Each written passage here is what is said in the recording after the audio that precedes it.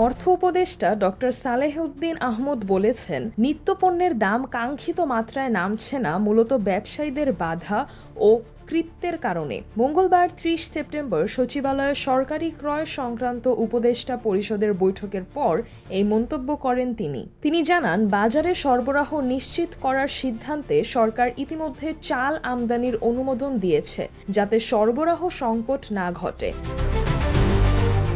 Thailand ও Vietnam থেকে চাল আনার উদ্যোগ নেওয়া হচ্ছে, তবে বাজার ব্যবস্থাপনায় পুরোভাবে সাফল্য অর্জন করা যায়নি, এমনটা জানান ডক্টর সালেহ উদ্দিন। তিনি বলেন, সাম্প্রতিক সময়ে চালের দাম কিছুটা কমেছে এবং সবজির দাম মৌসুম ভিত্তিক ওঠানামা করে। অর্থ উপদেষ্টা আরও বলেন, যারা অর্থ পাচার করেছেন তারা অনেক চক্র চালান আর তাদের কৌশলও জটিল।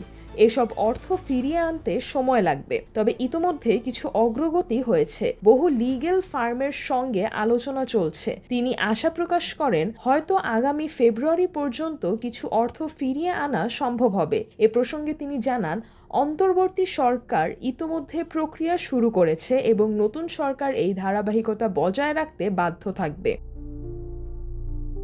ডক্টর সালেহ উদ্দিন বলেন, এখন পর্যন্ত কিছু সম্পত্তি জব্দ করা হয়েছে এবং বিভিন্ন দেশের ব্যাংক অ্যাকাউন্ট রেকর্ড ও পাসপোর্ট সংশ্লিষ্ট তথ্য সংগ্রহ করা হয়েছে। বাকি কাজগুলো সম্পন্ন করার জন্য কিছুটা সময় প্রয়োজন হবে। পর্যালোচনা শেষে এগুলো ফেরত আনার সম্ভাব্যতা সম্পর্কে বিস্তারিত জানানো হবে।